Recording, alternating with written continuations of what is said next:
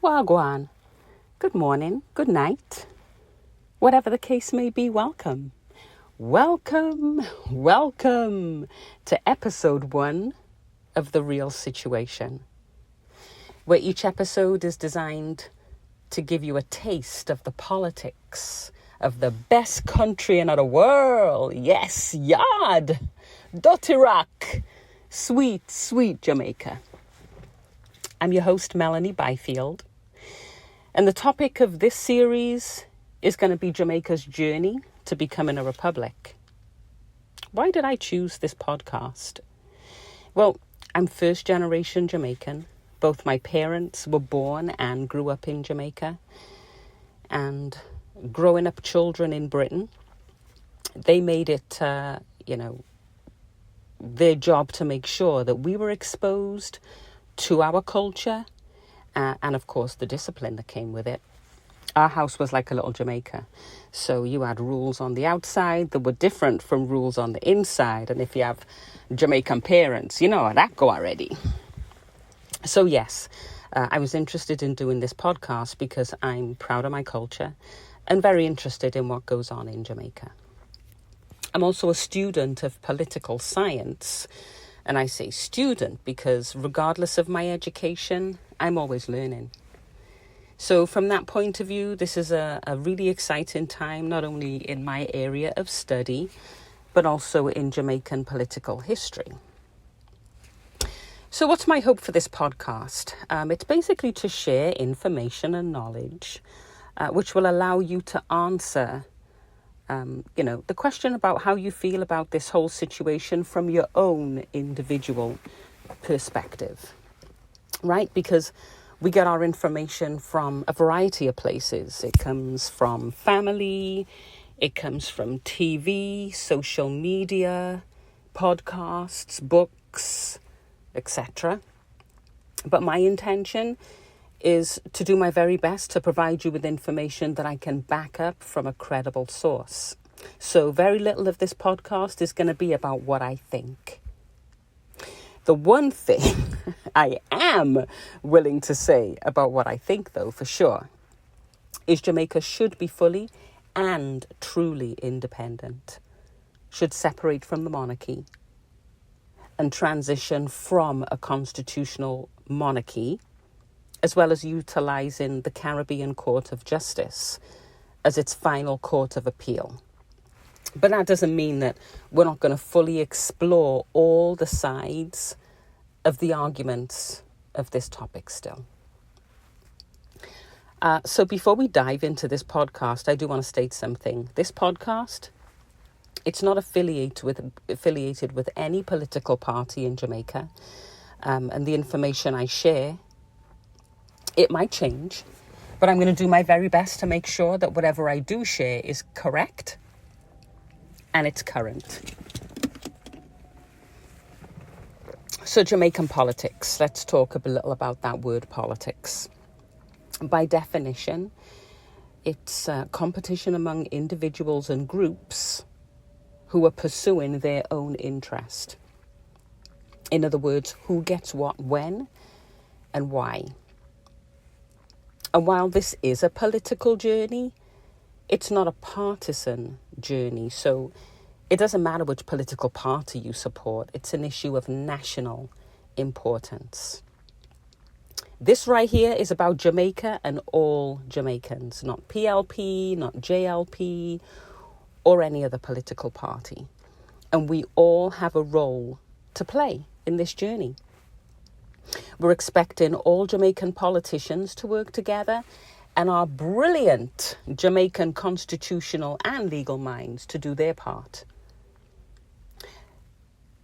We need all Jamaican citizens who at the time are registered to vote.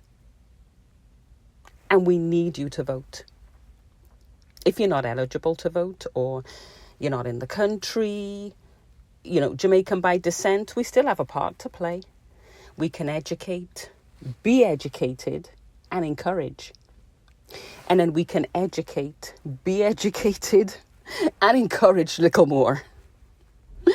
I heard a great description by this guy in a webinar who said words to the effect of, "This journey is like driving on Jamaican roads, bumpy like what? But you know what? We are going to reach still. Because we can't set out on a vital trip like this only to turn back or crash. No, sir. After all, we are not ignorant. I mean it." So, back to the issue at hand. So, Jamaica is still controlled by the British in respect of the executive, which is the leadership, and the judicial system, because the final and highest court of appeal is the Privy Council in London. So, Jamaica wants to transition from this constitutional monarchy. Yes, Jamaica's political system is called a constitutional monarchy. This is a form of government where a country is ruled by a king or a queen who is the head of state, right? The highest representative of the country for life, that are till them dead, or until abdication, if they step down for some reason. So in Jamaica's case, the monarch was Queen Elizabeth II. She died in 2022, and now her son, Charles III, is king. And he automatically became the next head of state of Jamaica.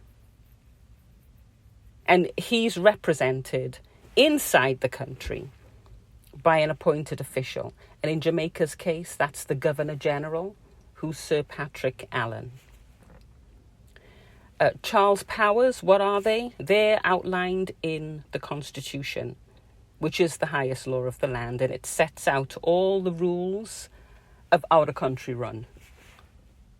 And we're going to get into much more detail about the Constitution, next time. So, let's check out the real situation.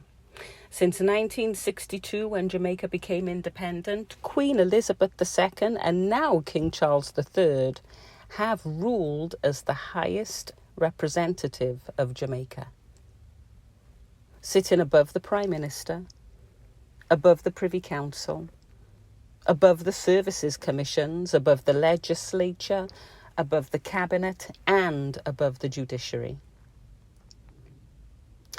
So, to leave that political system, Jamaica's decided it wants to change and become a constitutional republic.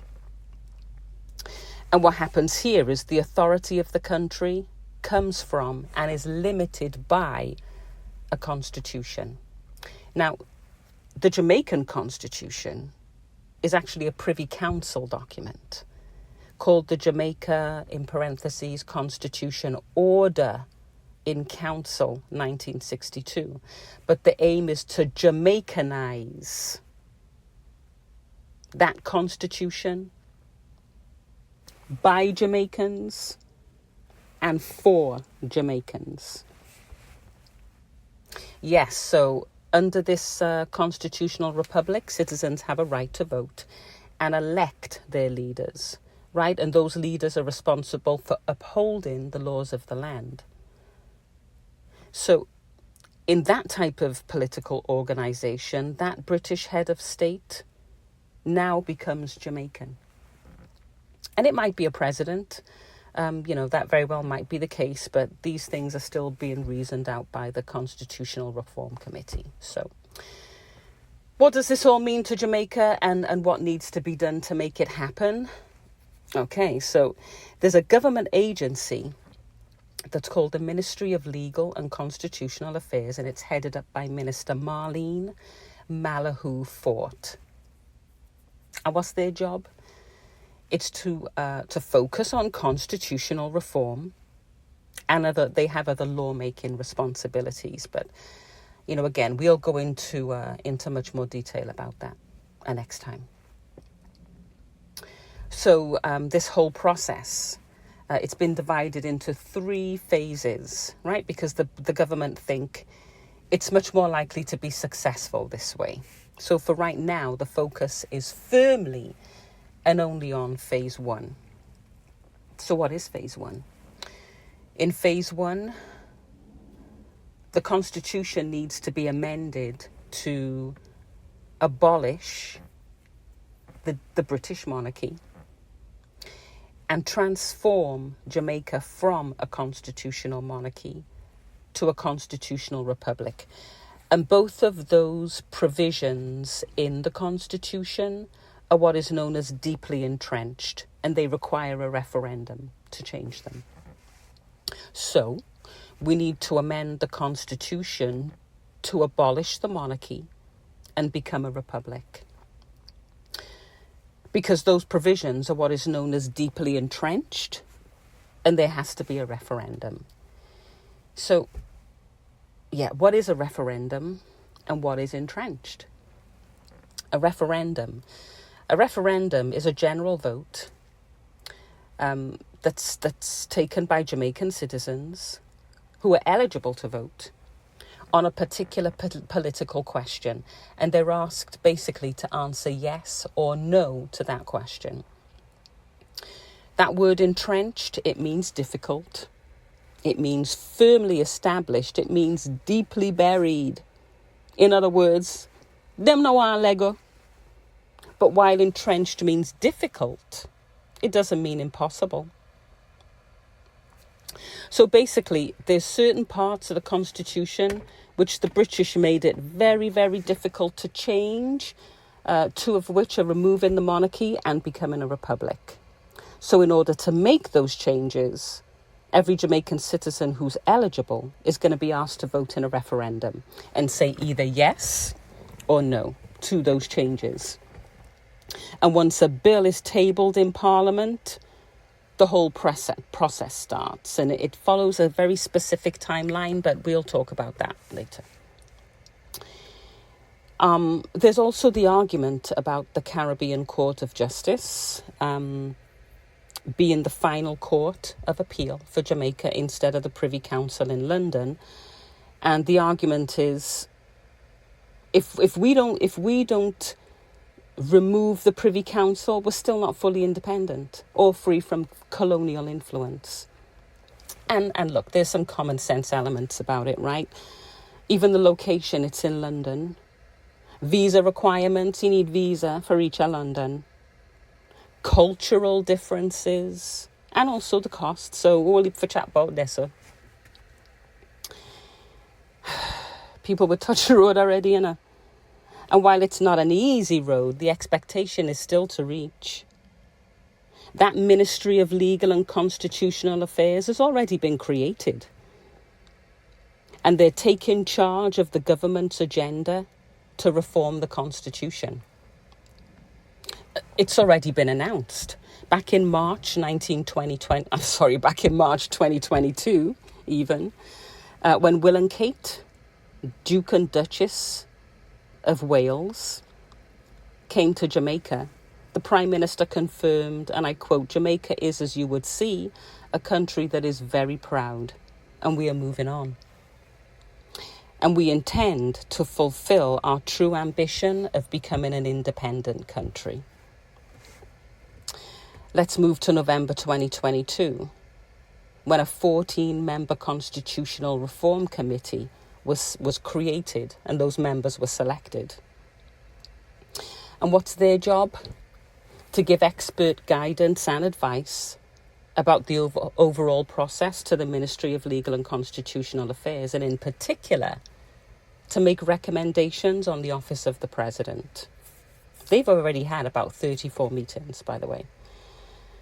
There's also a public education campaign that started. It included town halls in some parishes, forums, school visits, and social media posts. But there's a lack of public engagement and a lack of public education that's being very heavily criticised. I came across some articles that I'm going to share with you, and these kind of emphasise that point. So there's an article in the Jamaica Observer in September 2023, and the article's titled, "Where is the CRC's public education campaign?" And I quote, "The public needs consistent, clear, and comprehensive information." There's also an article dated April 30, 2024 in the Jamaica Observer, and it's called Push to Republic, Another Step on Road to Republic. And again, I quote, critics say not enough consultation or public education has been done. There's an article in the Jamaica Gleaner, which is an interview with Attorney at Law and King's Counsel Hugh Smalls. It's from the 1st of May of this year, and it's entitled No 2025 Republic. And he's basically questioning the government's timeline. And I quote, proposed legislation cannot be rocketed through Parliament.